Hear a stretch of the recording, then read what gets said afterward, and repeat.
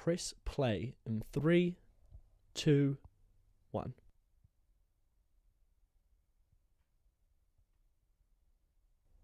Hey everybody, it's me, Matti Bee, back at it again with the 1, 2, 3. I am here with another commentary track. Today we're looking at Avengers Infinity War, the biggest movie of 2018. In my humble opinion, the biggest disappointment of 2018. The biggest disappointment in the entire MCU. This movie's a bit of a travesty, so I thought this would be a fun one to do this month, since everyone seems to love it so much. Like, I've talked to a lot of people since this movie came out last year about this film, and everyone just seems to just come buckets for it. I don't really get why. Maybe over the next few hours you'll begin to understand my point of view. So yeah, Avengers Infinity War. I'm not a fan. I should say for the record straight off the bat, I am a big fan of the Marvel Cinematic Universe in general. I love the first Avengers. I love I love Ultron. I saw both of those with my brother when they first came out. This series has been going on since 2008 when I was 10. So these movies have been around in my life for a long time, and they've been very good. Right up until this. This movie, for me, does not work in a lot of ways, mostly just because, like, it's just disappointing in that they have the opportunity to do a lot of crazy shit with it, and instead they decide to go down the most mediocre, average, boring superhero movie route that they possibly could. I want to talk a little bit about my boy Taika. I want to talk about a little bit about my boy Taika Waititi, the director of Thor Ragnarok, who's a terrific director. He's a Kiwi, I'm a Kiwi, so, you know, it's patriotism to, like, be into his work. He's a terrific director. He directed Thor Ragnarok, one of the best MCU films, in my personal opinion. That whole movie is this crazy good, crazy interesting sort of anti-colonial story about all sorts of things, about found families, about all sorts of crazy stuff. And it's a movie about your place in the world and your place and your people. And that whole movie, Thor learns about his heritage and about Asgard and how it isn't the place, but the people, and Asgard is its people. And it's this really sweet moment, and he becomes king, and he gets this symbolic eye patch, and then this movie comes along, and the Russos are like, oh, nah, and throws all of that to the trash. You have to introduce Big Daddy Thanos here. Best way to do that? Do a genocide, maybe. That might be a good way to introduce your new villain. Just do a cheeky bit of genocide. Goodness me. Very purple. This big purple buff dad. This delicious little piece of meat.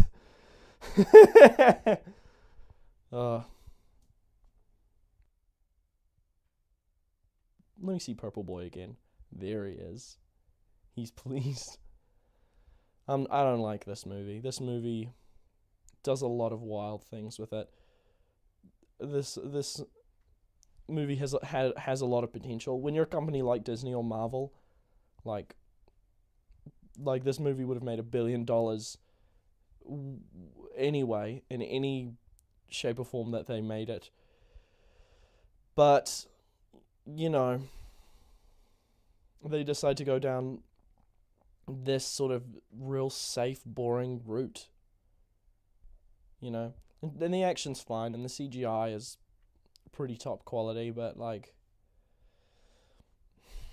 there's so much going on that I don't like. There's no stakes in this movie. There's no real narrative thing going on for anyone. Everyone's just trying to stop the bad guy. This movie isn't really about anything. It's all pretty whack. This movie's just pretty whack in general. Toss a Hulk. Then stay down. How much longer is this? It's only been 5 minutes. And this movie is... It will be another 2.5 hours long. Hoo boy. This one's a chunker, and the next one's going to be even chunkier. Like 3 hours or something like that. My God. My God. These movies. And off he goes. Later, skater. Ugh. Poor Heimdall. I like Idris Elba quite a lot. It would have been fun to see more of him in a more expanded role instead of just the... Well, he had kind of an expanded role in Ragnarok. Instead of he was just a looky little guy. He did some fighting and saving and some refugees and stuff, but it would have been nice to do more with him, I think. But no. He's dead. Casualty numero uno.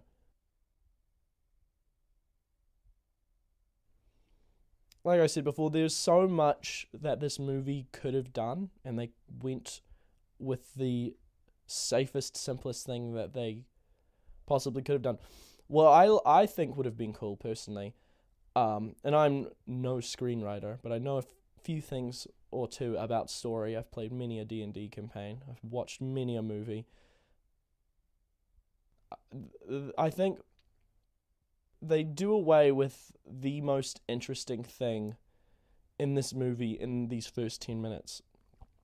And that's Loki. Like, he'll show up in a second. Skadoosh. Blow away the dust.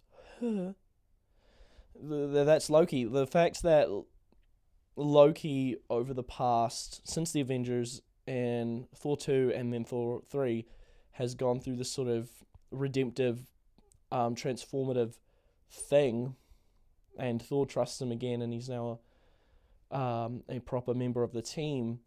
For him to then go back to Earth and to have to deal with the fallout of what he did in Manhattan, and then have to deal with the big personalities who are now on the brink after Civil War and stuff, of like Tony and Cap and all these sort of guys, I think would have been super, super cool and interesting. Like, instead of him hanging out here and trying to stab Thanos in the back, instead of sending Hulk down, maybe you send Thor down, and Hulk could probably survive in space. He's a big, chunky chap. But, like, you send Loki down, and he has to be the one who warns all the Avengers about Thanos is coming, and he has to try and find a way to convince them to trust him. And he's like, no, guys, I'm good now. Thor and me went on this cool-ass adventure where we met Jeff Goldblum. But no, they just do the classic movie trope where they introduce new bad guy, and he kill old bad guy to show you how bad new bad guy is. You know? And, like, I'm sure this isn't the last we'll see of it. They've got that Loki series on Disney's new streaming service, which they announced, which is like a prequel thing, and like, like, sure. More clunky wire CGI. Disgusting. I think that would have been really cool. I'm a big fan of, like, villain redemptive arcs. Your Zuko's and your Vegetas and all that sort of stuff. And seeing it here on a big scale like this, I think would have been really interesting. But no. See you, Tom. No redemptive arc for you, at least not in this movie. I always forget how fucking bleak this film is as well. Like, just from the get-go. Like, I get it, like, different films, different tones, and rada, but it's very strange for the first opening scenes of this movie to just have A, a genocide, and then B, have Thanos fucking snap Loki's neck like it were nothing. It's very, very grim. Oh, gosh. Bye, boys. Catch you on the flip. Goodness gracious me. And it's all purple because it was all Thanos' fault. Oh, yeah. And then everyone's dead. And Thanos skedaddles. And a ship blow up. But Thor will be okay because he's a god. Everyone's okay in this movie. And this is one of the things that frustrates me the most. Like, look at all this stuff. You got your oranges and your purples and all this stuff on the ship and in space, and it's real colorful and beautiful. And then soon as we get back to Earth, we're back into fucking Winter Soldier, Civil War shenanigans where if you take any frame from this, like, look at this. You take any frame from this, chuck it into Photoshop, click on a piece of true black, it'll come up gray. Patrick H. Williams on YouTube did a great video on this. We're talking about how gray and bleak the color scheme of Marvel movies is, and this bad boy is no exception. At least for the Earth stuff. All the space stuff is relatively, except on Titan. It's all over the place. Here comes Thanos. I want to give a little shout out to Benedict Wong there. I certainly do appreciate where all of these superheroes and stuff looking like fucking Chris Hemsworth body over here. Benedict Wong's just chilling out. He's a bit of a chunkier gentleman. Your chunk don't get in the way of you being a hunk. Don't let your chunk stop you from being a hunk. Matti Bee, 2019. Words of wisdom. Crazy bleak movie. This little scene right here is maybe one of the only, like, genuinely sweet scenes in this film. I like Pepper and Tony's dynamic quite a lot. I like how it's developed over the course of the last 10 years and stuff, from Iron Man 2, Avengers, all of them. It's very nice. It's quite sweet. It's one of the only few sweet parts in this whole movie. It's kind of funny. Pepper, Gwyneth Paltrow, she looks a lot like this girl I used to know in high school, where, this is kind of a personal story, but I think it's funny. I asked her out to our ball one time, and she literally ran away from me. And that's no joke. It's probably my fault, to be honest, considering, all right. So I walk up to her, and we're walking in between classes. We're going from one class to the other, and verbatim, I say, "Hey, I'm going to the ball alone. You're going to the ball alone. Do you want to go to the ball alone together?" And she's just like, and then she runs away. All the way back to her locker to do her stuff before she needs to get ready for class. Oh, God.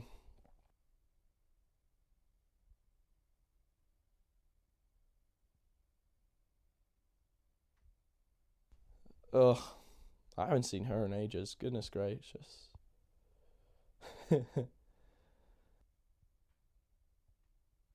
Robert Downey Jr., man.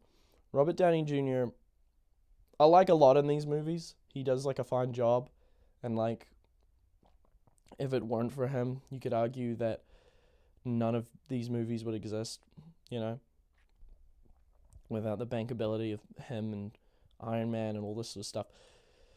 Everyone always goes on about how incredible and talented RDJ is and how good he is as Tony Stark, and it's like, sure. I don't think he's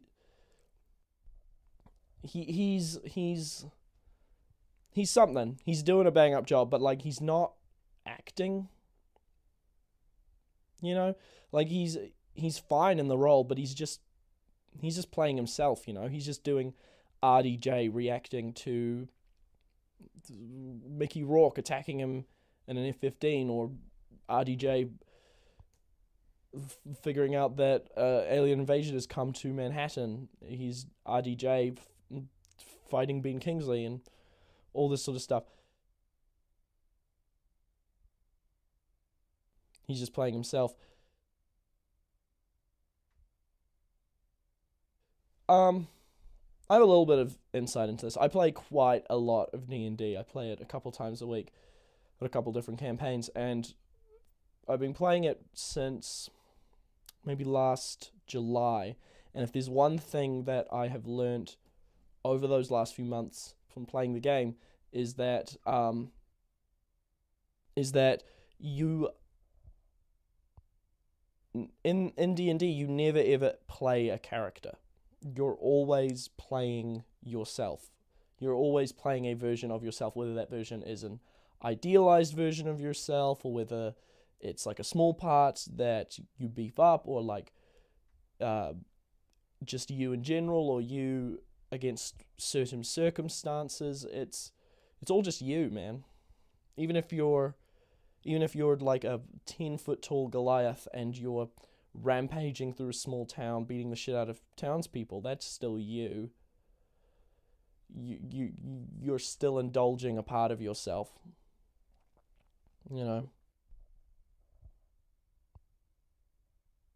And that's all RDJ is doing. He's just reacting to his circumstances. You know? And I think that says a lot about a lot of acting, and it can apply to a lot of actors, you know. There are a few like real true performers out there, like what's a good real true performer? Someone like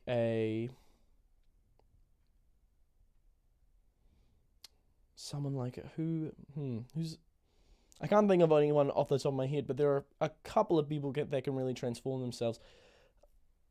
The actors in this movie are not them, I don't think. Though to be fair, like I think there's probably only so much you can do on a setting like this and a blockbuster like this, where it's like $150 million budget or something ridiculous like that, and it's them acting up against giant green screens in this great big crazy blockbuster environment. There's only so much they can do. I was reading this one very interesting article online a few days ago where Tom Holland was talking about his time shooting Infinity War, this movie, and how like he didn't know what he was fighting a lot of the time. Like, he would show up to work one day and he'd be doing a fight scene, and he would talk to the Russos and be like, okay, who am I fighting today, guys? And they'd be like, oh no, we can't tell you because it's a secret. And Tom Holland would be like, okay, can you at least tell me what he looks like? And they're like, no, we can't tell you because it is a secret. And then he just spends fucking 15 minutes punching air. And it's like, that's his job. He should be able to at least know what he's punching, you know? It's kind of ridiculous.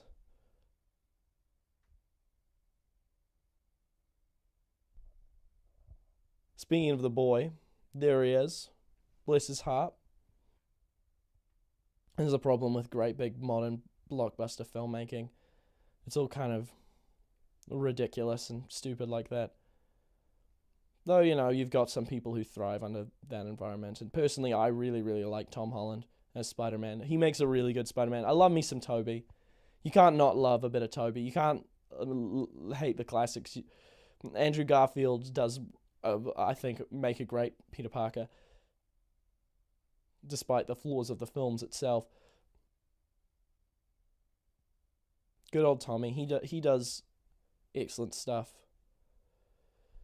I remember, when was it that they announced that Spider-Man would be in the Avengers? Probably 2015, I think, when the Disney Sony deal came through, talking about and it was revealed that Spider-Man would be in Avengers and Civil War and stuff. That was cool. That was a cool little moment.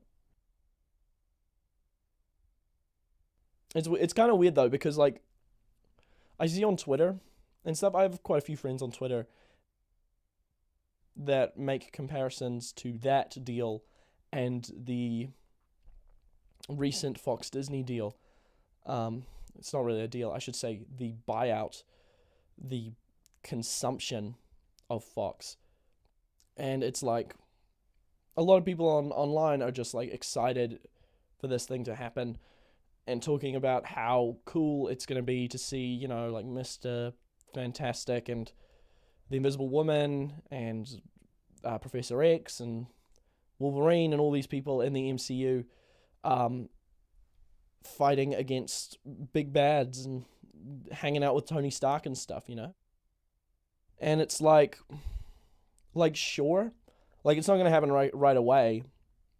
Like it's like the Sony Disney deal was a specific thing to get Spider-Man. Like they're not gonna be shoving, Galactus at the end of Avengers Endgame.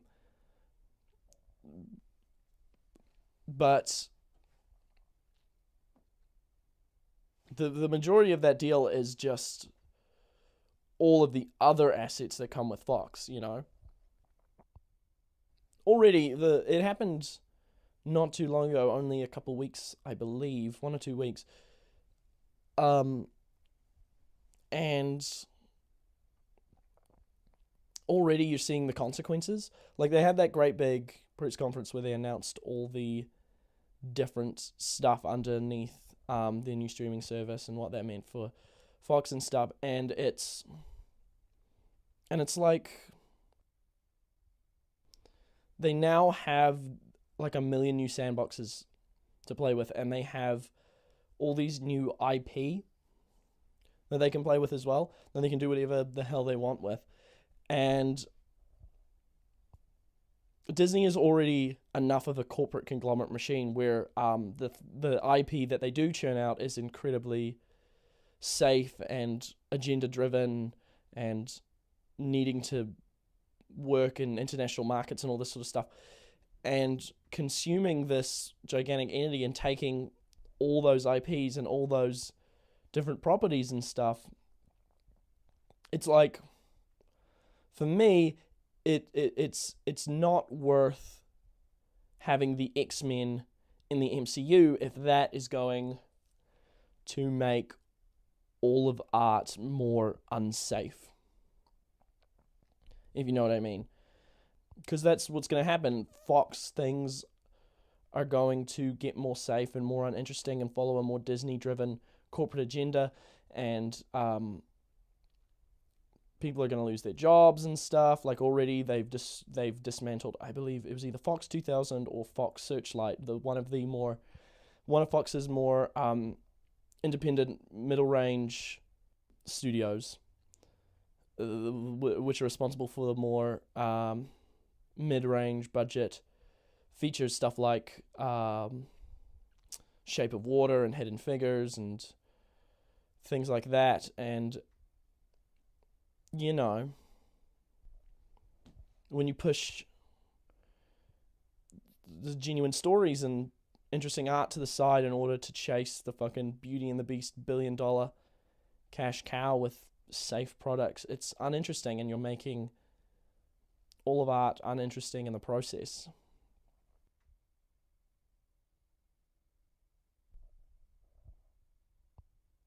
In my opinion, like, safe art is the worst thing that you could do when making a media product, uninteresting art that has just been done before. But the best art to me, and this is in the case of movies and TV and magazines and books and literally any form of media, it's like, if you have the opportunity to do creative, interesting stuff, and because like people in the media industry, like there's only so many of them who are able to do what they're able to do and that sort of thing. Why would you go about making something that was safe when you have the opportunity to do an interesting thing? Art is at its best when it's always trying to subvert, in my humble opinion. If you play it, what's the point of playing it straight, Everything's always been done. Why not try and do something different? Always try to do something different. unsafe art is the best kind of art. There's a reason why we don't remember the hundreds of Indiana Jones clones that came out, or the hundreds of Star Wars clones that came out after the fact. There's a reason why there's only one Jaws. There's a reason why there's only one Psycho, you know? This movie's an excellent example of that sort of safety. This movie is wild safe. You know, I touched on this before at the beginning of this track, but this movie is insanely safe. This movie is insanely safe. It's like before, it's just an extension of a thing we have seen a million times before. You know, like instead of one big magic rock, we've got 6 big magic rock. Instead of saving the world, you have to save all of creation, you know?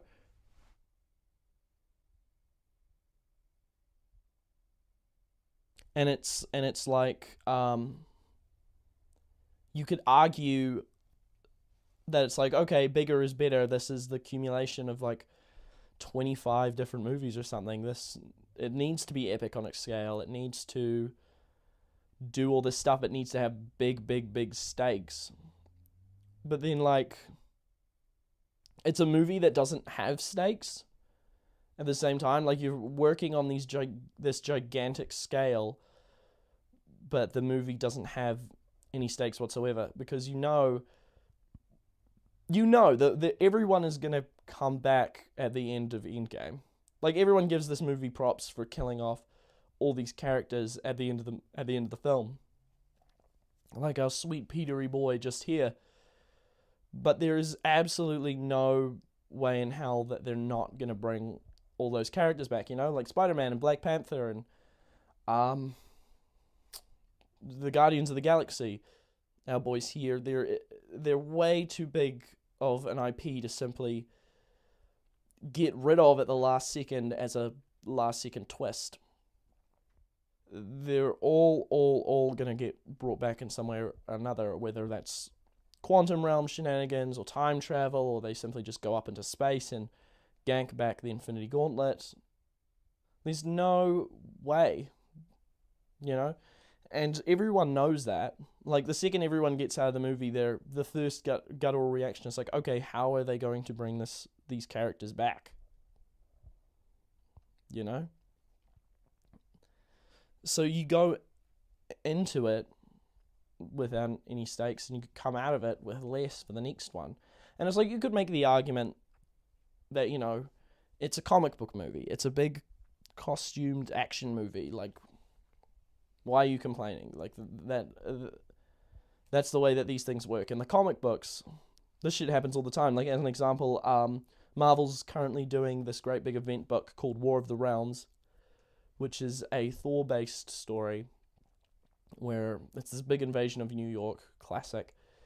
And at the end of the first issue, spoiler alert, if you haven't read it and would like to read it, because it is pretty cool, Loki straight up gets eaten by a frost giant. And it's this big dramatic thing, and it's this stake-setting thing, and rada. But then, at the same time, like less than 2 weeks later, Marvel announces a brand new Loki solo book, which is spinning out of War of the Realms that happens post the event. It becomes this thing, and you know that everything's just going to get back to normal at the end of it, and there's not a lot of point to what you're watching. It's bad filmmaking, really. And it's not like it can't be done. You know, there's so many things out there in this sort of medium that have proved that it can be done a different way. It can be interesting, it can be subversive, it can be genre defying, it can be all these different things. It can be more than what it is. You know? Like the classic example, Watchmen. That comic, the original book from the 80s, subverts everything about superheroes up to that point by simply just taking it seriously and dealing with the real consequences that would occur if these characters were to exist. That's another thing this movie doesn't have. It hasn't have any consequences.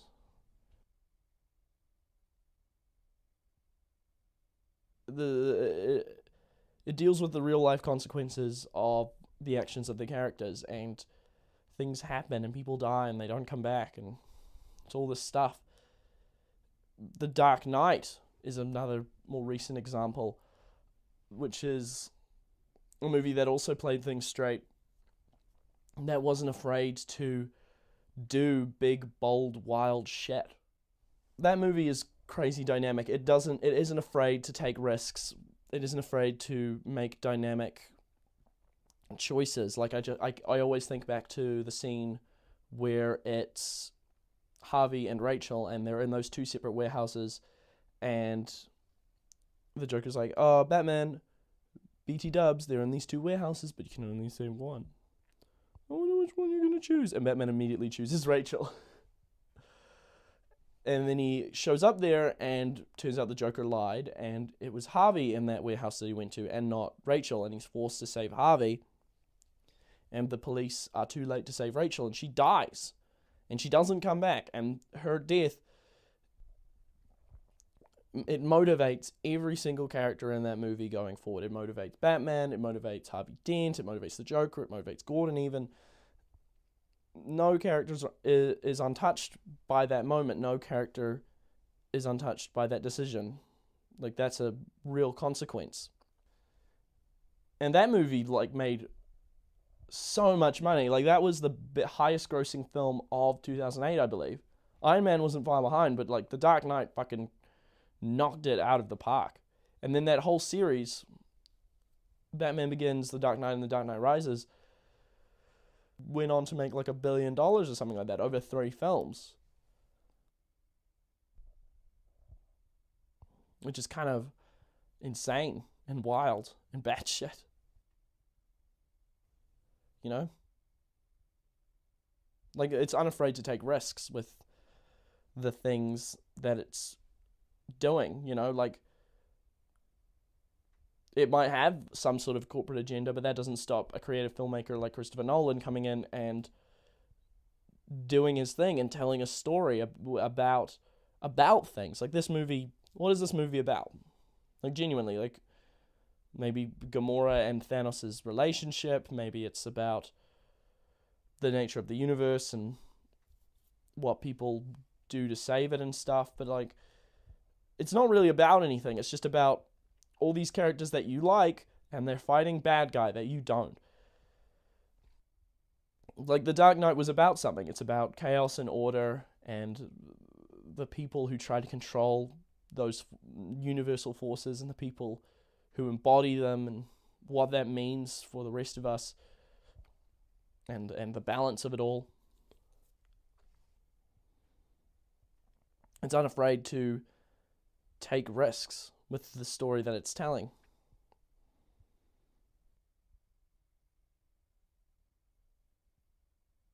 Another example. What's another example off the top of my head?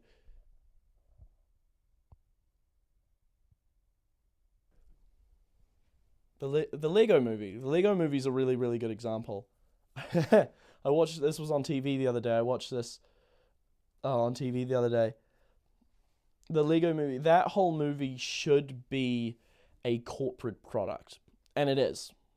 Like, the whole thing is just Lego going to Warner Brothers and being like, have some rights, make a movie, boost our brand appeal, make it good so when kids go and see it, they'll associate good feelings with our brand, so they'll go to their parents and tug on their legs and be like, Mummy, buy me Lego now. And then the parents have to because they love the kids or whatever. Like, you saw it after that movie came out. Like, I'm pretty sure Lego stock prices went way, way, way up. But despite all of that, despite the intentions of what that film was commissioned to do, a filmmakers like Phil Lord and Chris Miller still come in and still take what it should be and make it into something interesting and subversive and not unafraid to take risks and stuff. That movie, that whole film is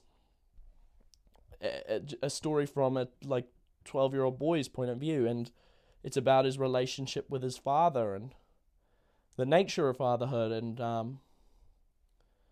the nature of creativity itself and how people use it. You know, that whole movie is, for a kids movie, it's kind of batshit how subversive and interesting and dynamic it is. It's unafraid to take risks.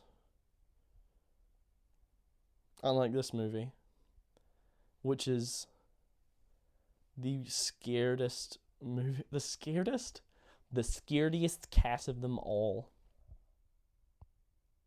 And then we go from fun characters in space doing some bickering, talking about some stuff, right back to the worst part of the movie.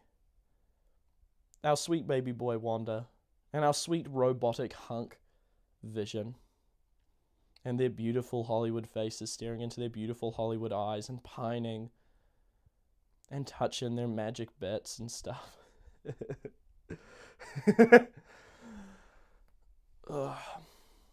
This is my least favorite part of the movie, their relationship. I've seen it before, but this movie is all just wasted potential. Like, no more so here between these two characters. Like, there's so much that could have been done with them, and they choose to go with the most boring Hollywood approach that they possibly could, where it's like just two pretty people talking about how much they love each other and looking at each other's eyes. Like, this relationship has been built up over like 3 movies. Well, Vision didn't have much time to get to know anyone at the end of Ultron, so like 1 movie, their whole, like, they were forced into this sort of relationship in Civil War. And it's like, it's not 1983 anymore. We've moved past Hollywood piney romance, you know?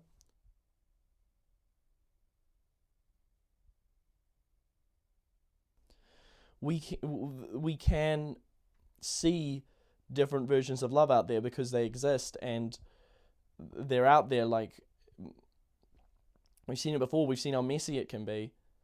It's just uninteresting and undynamic and unrealistic. That's my favorite part of the movie. We will deep fry your kebab. Absolute best part of the movie.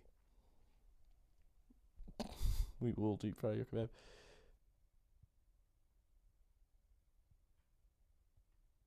It's presenting, because like there's this, and then there's Tony and Pepper, who get no screen time at the beginning of the film. Like, they get all of 3 minutes to talk about their relationship.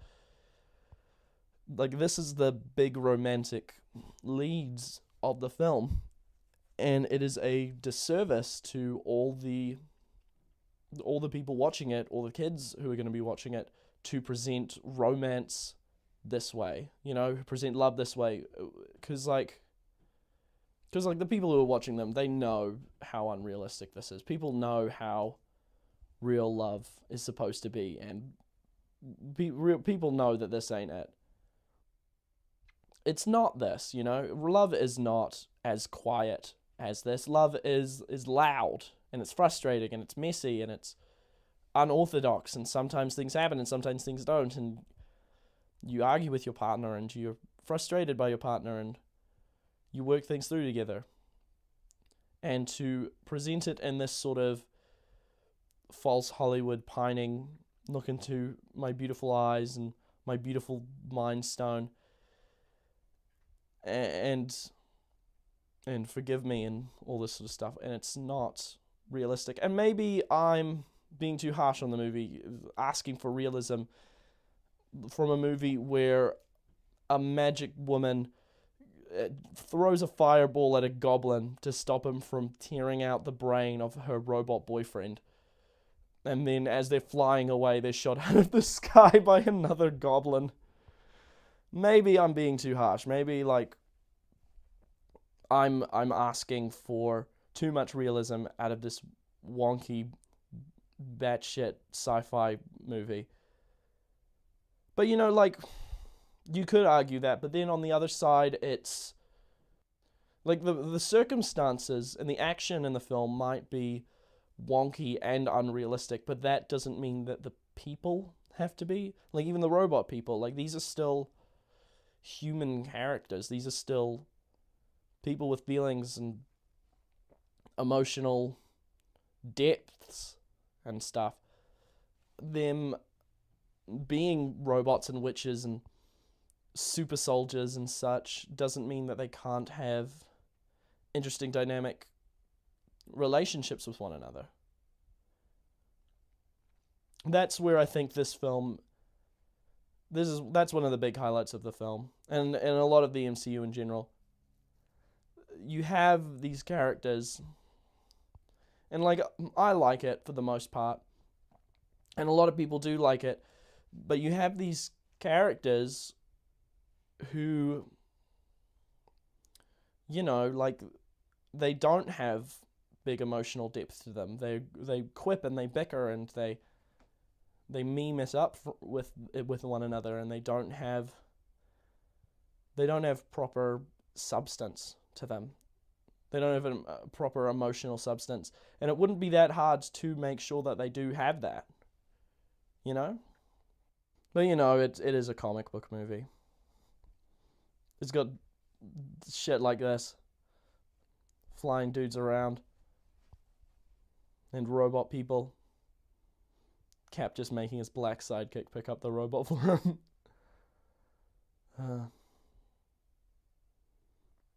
But you know, maybe I'm complaining a lot. Maybe I'm complaining too much.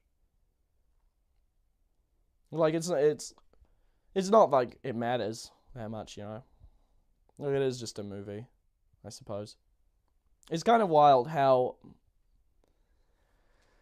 it is a bit strange if you think about it, how much we want and impose emotional arcs and story beats and all this sort of stuff into our films in order to be entertained by them, when that isn't reflected in real life at all. Though, actually, saying it out loud, like, that makes sense, because the movies are escapist and they are fantasy. You know, they are fantasy escapism, and we like to see emotional arcs and people changing and stories in our escapist fantasy, because God knows we're not getting any of that shit out here, considering how meaningless life is, you know. We go into movies to seek meaning, since there's no meaning out here. That's a personal philosophy of mine. Nothing really matters, you know. Anyone that thinks any differently is deluding themselves.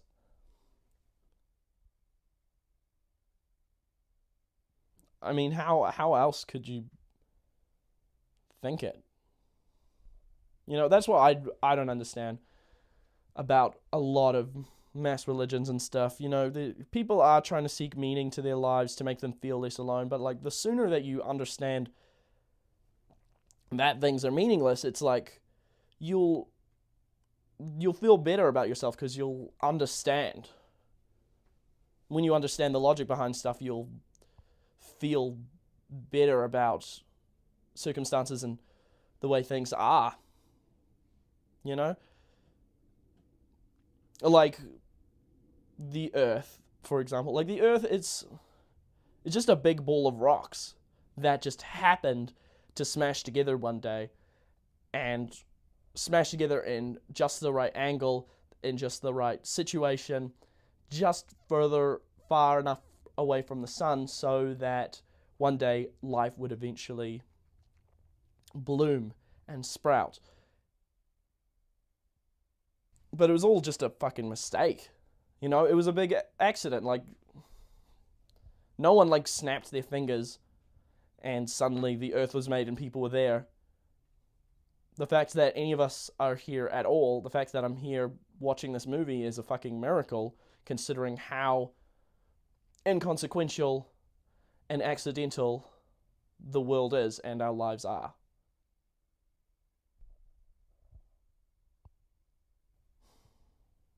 Nothing matters. And yeah, you're delusional if you think any different.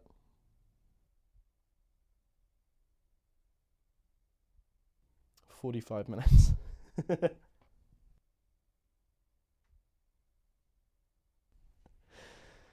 Ugh, this movie has like an hour and a half left still on it. This would be way easier if my brother were here. I didn't see this one with my brother James, but I saw the first two Avengers movies with him. Back when we were younger. That was our thing. We'd see movies all the time together. I would use him as a sort of excuse from time to time, you know, because like there are a lot of kids' movies out there, and when you are not a child, sometimes it is hard to justify it to yourself why you should go and see it. But it is much easier to justify going to go see the Minions in theaters on opening weekend when you have an 11-year-old kid with you by your side. And then if anyone like gives you a funny look as to why you're seeing fucking Minions on a Saturday at 3 p.m. when you could be doing anything else, you can just eye over to this child beside you and they're like, oh, I get it. That'd be our thing. We'd go see movies together all the time. Because he was my younger brother, because he's my kid brother, when I wanted to see something that I didn't have anyone else to see or people were busy, I could just easily like point at him and be like, hey, this flick? And he would easily be like, oh, hell yeah. Which is very, very chill. He's much better than me at riffing on flicks as well. I sometimes let myself get caught up in the details of stuff, and he can very, very easily just tear something apart. We do that all the time. Back especially when we were younger, we would get films out from the video store when there were video stores and stuff, and we'd watch things on Netflix and all that sort of stuff. I just realized I'm talking about him in the past tense. Like, he's not dead. That would be weird and shitty. No, like my brother, he lives still up in Auckland with our parents. Right now I'm down in Wellington studying at Victoria, so I haven't seen him or them in quite a while. But no, he's not dead. I just haven't seen him in a while. My brother's cool. We get along really, really well. I think that makes what the riffs, when we do the riffs, work so well, and why these riffs are not landing at all, because we get along so well. We're like kind of the same brain almost, and we certainly get along better than our parents do, which I think is quite funny.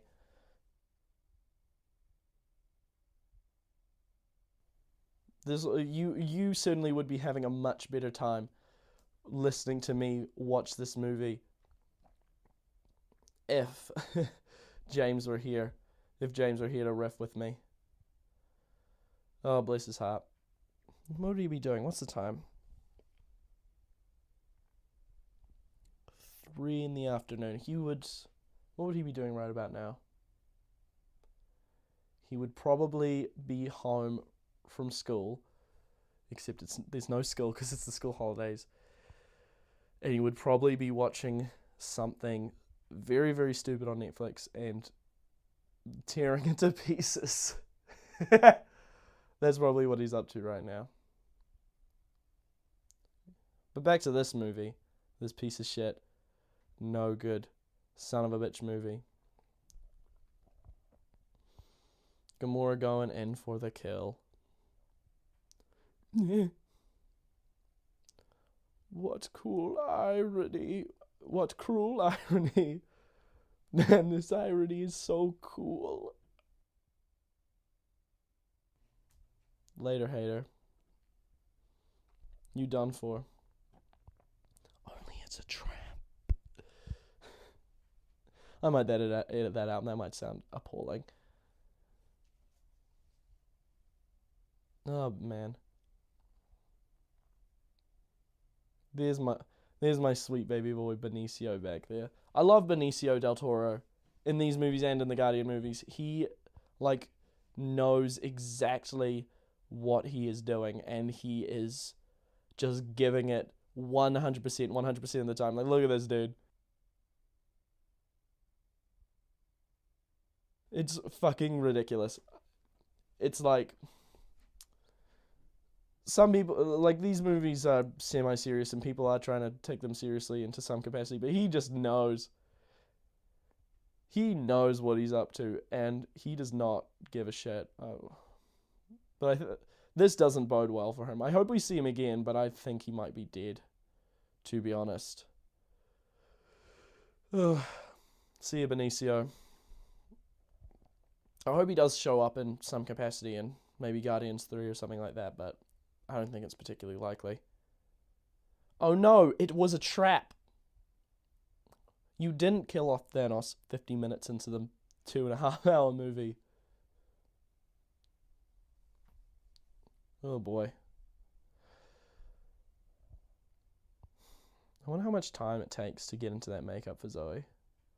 Especially with all the eye things. That must be buck wild, like maybe a couple hours. Okay, I was lying about the kebabs. This might be one of my favorite things about the movie. Skadoosh. Later, Drax. You were claiming. And this part particularly, like, the CGI is kind of wonky, and I doubt it's going to hold up in like 5 years' time. But my god, does it look fucking weird? That's out of all the things that happen in this movie, out of all the crazy sci-fi nonsense, that by far is the most balls to the wall batshit thing that happens in this movie. And I kind of wish they stuck with it, you know. I wish they kind of committed to the bit and just had them stay like that. And I suppose they had to bring them back so they could dust them at the end, so they can bring them back at the end of the next movie. Sure. But, like, that's by far the most interesting thing in the movie. That in particular, it reminds me of, what? Fantastic. I saw that one with my brother as well. That one was particularly cool because, like, I just showed up from at the end of school. We walked home, and I was on my phone, and I looked and saw there was a screening in 20 minutes, and I was like, "Hey James, do you want to go?" And he was like, "Yeah, okay." And then we got home just in time for dinner. That movie's kind of batshit as well. Like, it's not a good movie by any respects, by any sense of the word good, you know, but it isn't afraid to do things with it. It isn't afraid to try new shit with the material. Like, well, up until a point, up until literally the halfway point, when, like Drax and Mantis, the studio wrestled Control away and stitched it back together. But up until that halfway point where it becomes very studio mandated and very corporate, it's trying interesting shit, you know? Like, it's a body horror movie. It's a body horror movie about the Fantastic Four, which is something that I don't think anyone actually wants. I certainly don't want that movie. But I would rather see a batshit bad failed attempt flick than a safe, corporately mandated, in air quotes, good one, you know? Like, there's this one scene that I think of every now and again, where right after the Fantastic Four have gotten their powers, and Mr. Fantastic wakes up in this government lab, and he looks out. It's like a 20 foot by 20 foot room, and he's looking out, and his feet are touching the far wall, and he looks down and he sees his leg has extended 20 feet from the bottom of his body, his pelvis, to the wall. And it's fucking creepy as fuck. And he just looks down at himself and just screams. And like, that isn't a Fantastic Four movie, but it's a weird, weird movie. And like, I gotta give it props for doing some weird shit, you know?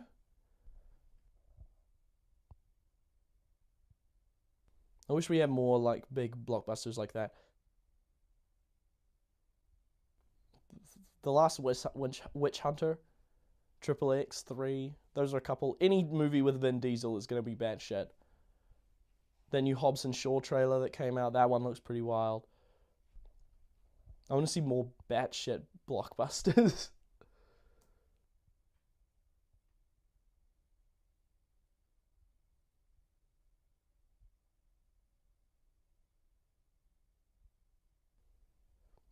Oh, and look who decided to join the party. Don't you just love it when two characters' entire emotional arcs of another movie is relegated into a single look between them? A single 10-second look? Yeah, around about 10 seconds. That's always fun. I mean, I get it, you know. I get where these characters are coming from. I certainly get the Hulk's approach. I get Banner's approach. Like, that can be a frustrating situation to be in, where like you're in love with someone and they can't love you back or don't love you back or anything like that, and you want to make it work, but it's just not going to happen. So you just end up looking at each other. I get that. This is kind of a personal story, but jumping off of that, I remember that one girl I asked out to the ball and she ran away. We were good friends back in high school. Um, and the thing was that I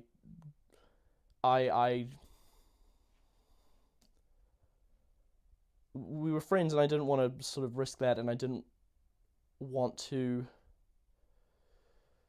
be that guy that continuously asked her out until she said yes and was just all having a bad time the entire time, and I didn't want to be a creep, and I didn't want to jeopardize what we already had, so I had to be like, okay, that's fine. These feelings that I like her and all this sort of stuff, I'll push those away and I'll lock them in a chest and I'll throw the chest into the ocean and I'll get over it. Only the chest didn't sink to the bottom of the ocean. The chest kind of bobbed up near the surface until it just washed up on the beach and then spilt out onto the beach, and then it became part of the beach. This is an odd analogy, but I remember very specifically, I've had problems with my ankle for as long as I can remember, since I was probably about 12 or something like that. I've probably rolled my ankle like once a year since I was 12. And I had surgery on it when I was 17 to try and stabilize it. And I remember I was put into this great big x-ray machine, and I was just lying there for like 20 minutes, and they were playing this music over the radio, and I was just alone with my thoughts. And I just thought to myself, do I love her? And that thought became, I think I do, which was very, very bad, because I didn't want that feeling, and I didn't want to ruin what we had. But now it was just kept bobbing up to the surface, and I didn't know what to do with that. And I just kind of had to ignore it. That was a weird year. Here's an example. We went to the same pre-ball party, We had a mutual friend that held a pre-ball at his house that we both went to, and I was one of the first people there. Everyone was showing off their novelty socks. I didn't have novelty socks at the time. I hadn't come round to the way of the novelty sock, so I didn't have any. And she was one of the last people in, and she walked into the room, and it was like a Hollywood moment where time sort of froze. And it was just this moment of, oh wow, and oh fuck. Because on one hand, it was like, oh wow, this girl is incredible. But then, oh fuck, this chest is on the fucking shore, and I gotta make sure it sinks back down to the bottom of the ocean.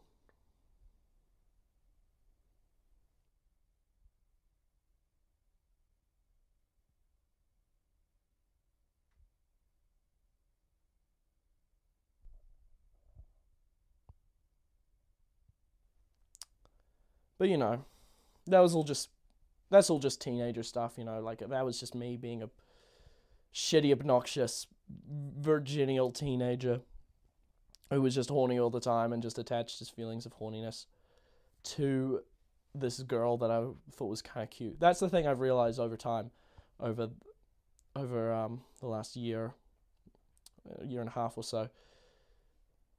Like, I didn't actually love her, I just loved the idea of her, and I loved the idea of being with her because of what that meant, and that I accomplished something. It's this whole masculine dominator since the beginning of time bullshit. And so, yeah, I didn't really love her. I haven't seen her in a long, long time. How long has it been? I don't know. I haven't seen her or my brother in a long, long time.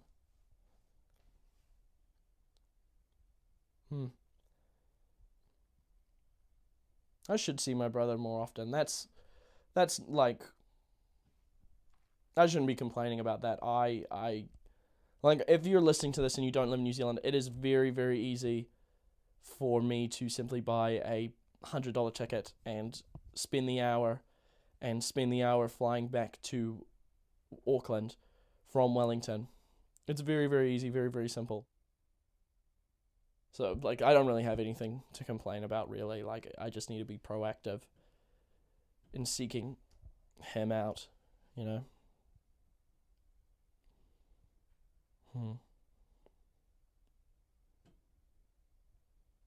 I do sometimes worry, because like I said, we are closer than our parents. We have this thing.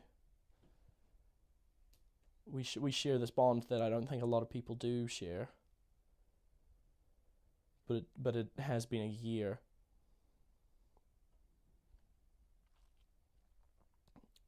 And sometimes I wonder if, when I go back and see him, that thing that we had is going to be gone. Which, like, is stupid, I can text him at any time thanks to the internet and stuff. But sometimes I do worry. But that's not a legitimate worry, like, at all. It's an unnecessary worry. What was the last movie we watched together?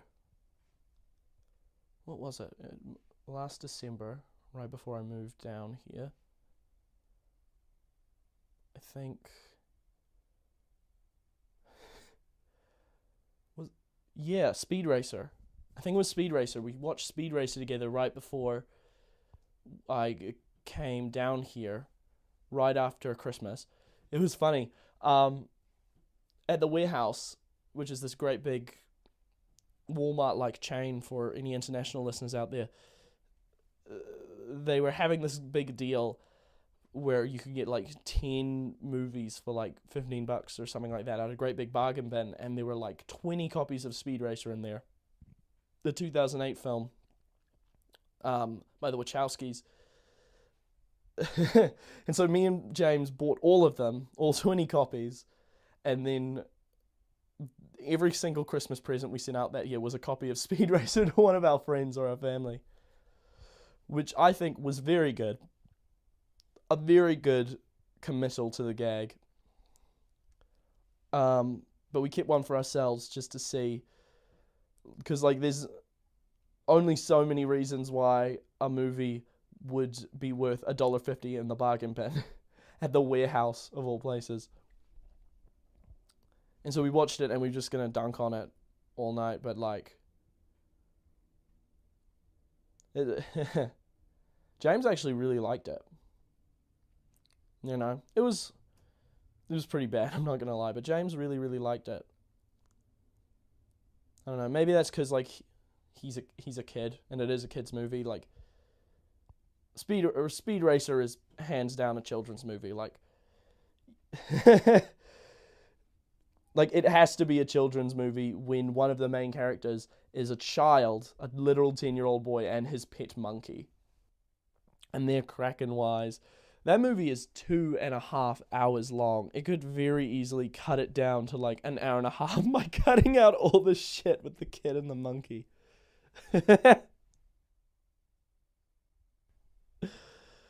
Oh god. That movie's batshit. He liked it a lot. But I do have to admit, that movie, in a lot of ways that like this movie is not, that movie's quite sweet. It's got some sweet stuff going on, and it's also fucking insane. That movie is balls to the wall insanity. Like, Susan Sarandon, Christina Ricci, all part of this weird family where racing cars is everything. John Goodman's in it. John fucking Goodman. And he plays a mechanic who has possibly the best mustache put to film in history. And he also plays a guy who body slams a ninja so hard that the ninja flies out the fucking window. Like, it's a sort of movie where competitive companies try and rig races by having ninjas go after competing drivers. It's that kind of movie. It's positively batshit. That's another thing. That's one of the big plot points of that movie as well. That the bad guy wants to kill Speed Racer, which is the main character's actual name. And so he sends ninjas who have some poison on some string after him. And then his family fights every single one of them, except for the women, because it's 2008. All fight back against them. And it's it's wild. It's kind of that shit. I mean, it is based on like an anime, I think, from like the 60s. So the Wachowskis, when they were making it, like they know what they're doing. They knew what they were doing when they were making that film. Like that's one of the things about it, I think. One of the cool things about it. It commits to what it's doing, like 100%. Like, it doesn't wink at the camera at all and be like, hey, isn't this fucking silly? Wink, wink, wink, wink. Isn't it wild how this character has leapt into the air to punch another driver who is flipped upside down to try and crush another driver in the face, and then he lands back in his car and the car flies to the side and explodes and stuff like that. It knows what it is, and it commits to that 100%. Mad respect to the Wachowskis. What a weird career trajectory. Like, you go from making The Matrix to less than 10 years later making fucking Speed Racer. Like, that must be a very... What sort of people start off their career by making one of the most profound and influential films of the 20th century to going to making Speed Racer? I mean, props to them. They know what they're doing. I like the Wachowskis quite a bit. I respect them, I think, is the word for it. Because like the Wachowskis, if you didn't know, are both trans women, the Wachowski sisters, and I think it's very, very cool how they were able to figure that out about themselves. I think it's very, very cool, and I respect how they were able to discover that information about themselves and commit to making that change happen for them and commit to being happy in their own bodies, despite the fact that trans women, particularly trans women of color, are one of perhaps the most marginalized and murdered groups in the entire world. You know, like I don't know the statistic specifically, and my phone's all the way across the room, so I cannot Google it right now. But a lot of trans women, I believe, don't make it past 34. Let me actually look at this. I want to be specific. I want to make sure I get this right.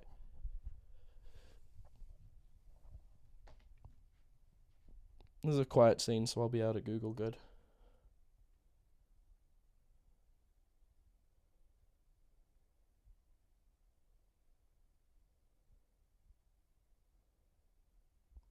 Sorry about the silence.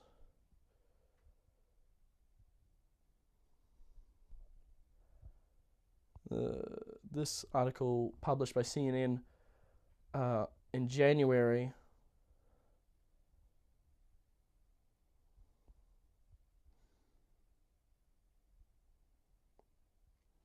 2017 was the deadliest on record. At least 29 transgender people were killed in 2017. By the group's calculations, the Human Rights Campaign calculations, there have been 128 killings of trans people in 87 cities across 32 states since 2015, of whom 80% were people of color. That's in the United States. I'm not sure what the sort of statistic is across the world. I hope here in New Zealand we're fucking better. But like, when figuring something like that out about yourself, you go into it knowing the sort of things that come with being trans. You know, you know those circumstances, and you want to be happy, and you want to sort of feel who you are outside as you are inside. And so you do it anyway, because you know yourself and you love yourself, and you're willing to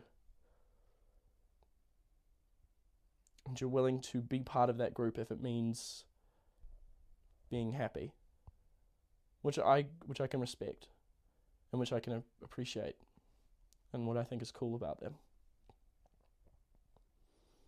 They know who they are, and they love who they are, and they're willing to commit.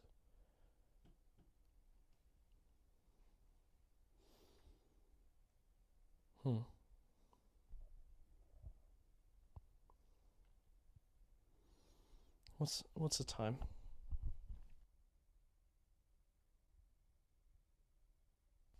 It has been an hour and 13 minutes since starting this movie.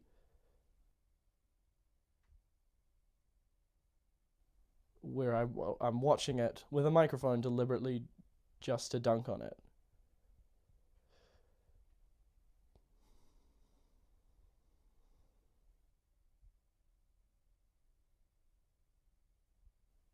Maybe that's why she ran away.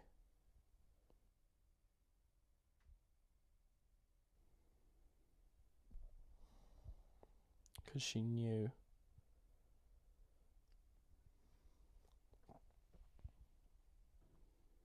Because she knew I was the sort of person who would just sit down and just shit all over a movie that people love for its entirety, for its 2.5 hour entirety.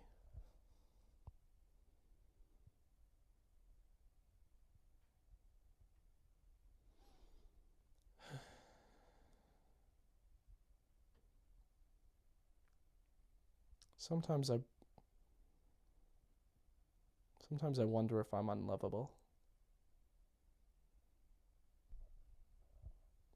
I'm not good at it. I haven't experienced much of it.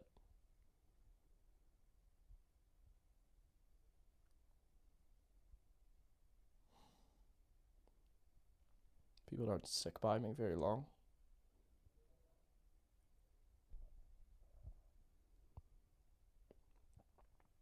Maybe it's me.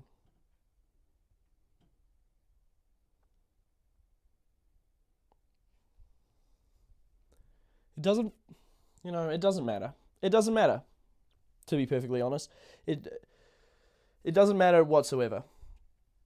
This is just dumb, emotional, baggage sort of shit. You didn't come here to listen to my fucking dumb sob story about nothing in particular, about being the sort of privileged dude that can sit and shit on fucking Avengers Infinity War for 2.5 hours. You didn't come to hear that. Who comes to hear something like that? Who gives a fuck? Genuinely, who gives a shit? I mean, because nothing matters. It doesn't matter. It doesn't matter about these particular feelings or anything like that. It doesn't. I shouldn't give a shit. I don't need to give a shit. These are fucking dumb problems. These aren't real problems. It's just me being in my own head and me coming up with excuses on how to not be happy. And it doesn't matter, because nothing matters, because the world is a fucking accident and everything is just fucking chemicals in your own head, and emotions are just labels that we stick on bullshit to make us feel better about ourselves. Honestly and genuinely, who gives a shit? Who gives a shit? None of this fucking matters. I don't give a shit. I don't give a shit. I don't. I don't.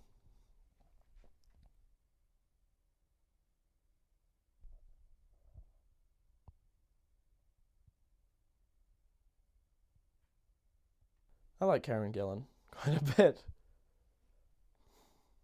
I like her a lot. I remember seeing her on Doctor Who back when she was just an angry sci-fi lady, and now she's a blue angry sci-fi lady, so I guess she hasn't changed that much, but only now she's killing dudes instead of kissing them.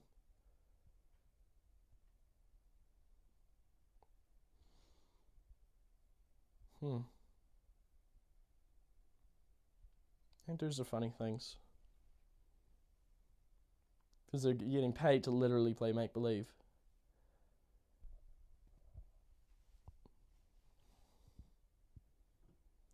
They...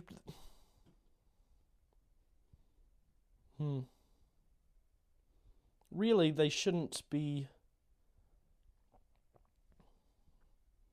getting paid as much as they should, because all they're getting paid to do is to give a shit, I suppose. They're just getting paid to dress up in all sorts of fancy fantasy costumes and pretend to give a shit about the fancy fantasy shit that's going on. Like,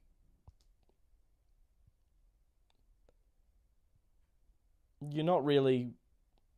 How could you give a shit about being in a giant robot suit and flying through space and stuff? But then they find out ways to do it.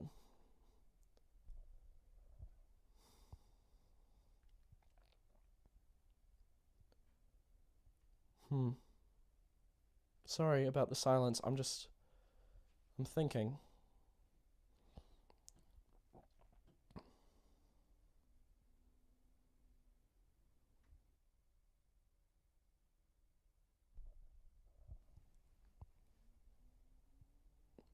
I like the other MCU movies. I do. I like them quite a bit, and I mostly like them because of these characters. These sort of batshit fantasy sci-fi characters, like this web-slinging dude and this Walkman listening, crazy dude, and this Man of Iron and stuff like that.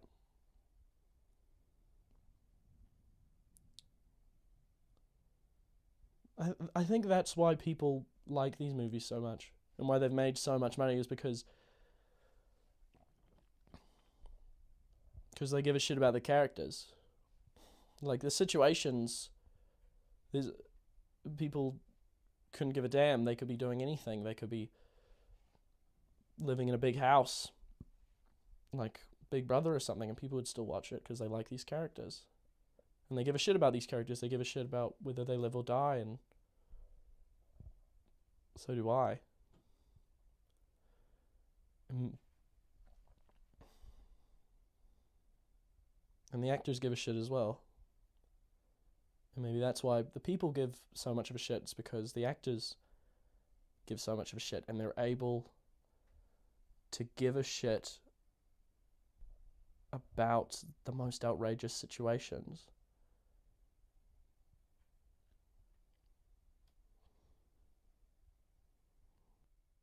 Despite the fact that they're playing make-believe in these crazy fantasy costumes, they still find ways to give a shit.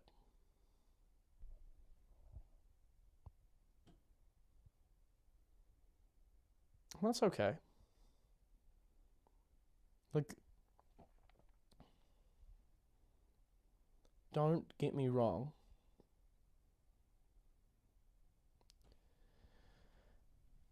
You're allowed to give a shit.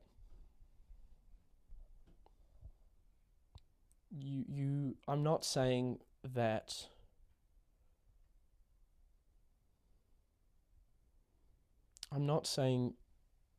if you like this movie, you're a stupid person or you're a dumb person. Because your feelings are as genuine as mine. And if you like this movie, you like it. Just like how I don't like it. And that's cool. That's okay. You're allowed to feel how you feel. It's okay. And maybe a movie doesn't have to be so wild, subversive all the time in order for it to be good. Maybe it doesn't have to break all the windows and do all the crazy things that you don't expect in order to be entertained by it, in order to feel something about it and have an attachment towards it. Maybe it could just be. And you're allowed to like that.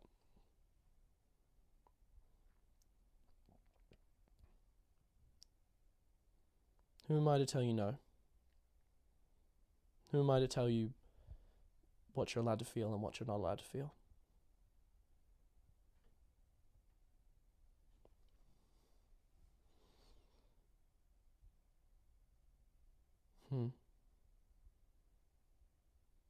I really miss my brother.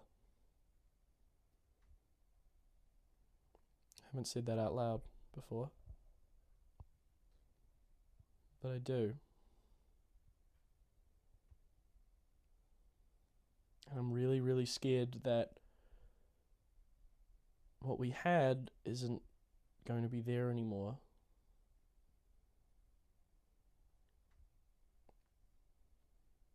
And I was in love.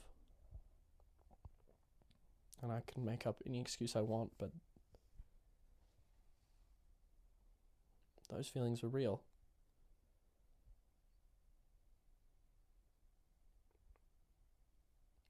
And that's okay.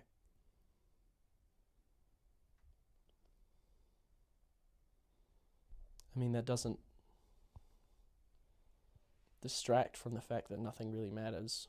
I mean, everything still is inconsequential and accidental, but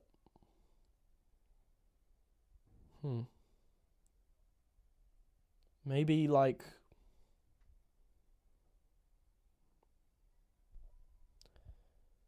the fact that nothing matters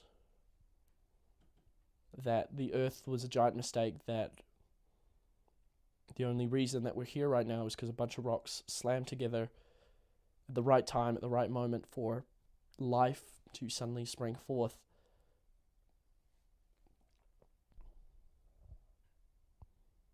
Maybe the fact that that's the case is the exact reason why the fact that we do love and we are able to love and we have these people in our life that we care about. Maybe that's what makes it so special. And maybe that's what makes everything so special. Nothing matters, therefore everything matters.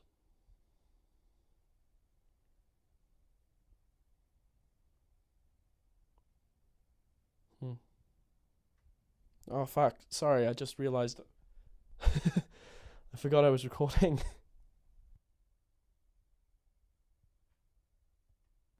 I'm gonna turn the movie off, actually. This has been fun. Well, it hasn't been fun. I genuinely don't like watching this movie. This isn't a bit or anything. I don't have a good time watching it. Yeah, so I'm not going to bother with the next hour and a half of this, or however long it is, because there isn't really much point. Like, I don't enjoy this, and there's not much point in doing anything if you don't really like it. But, you know, if you do like this movie, if you just started watching this in order to hate on me, hate watching it, you know, feel free to finish it. Feel free to finish the movie. If you like it, who am I to tell you that you don't, you know?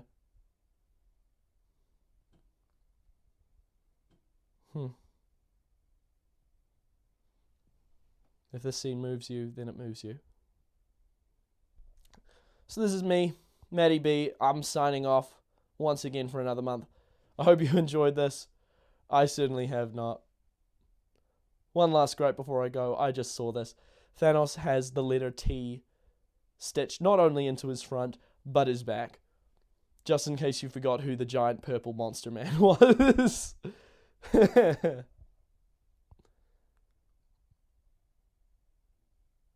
hope you enjoyed the movie. Catch you later.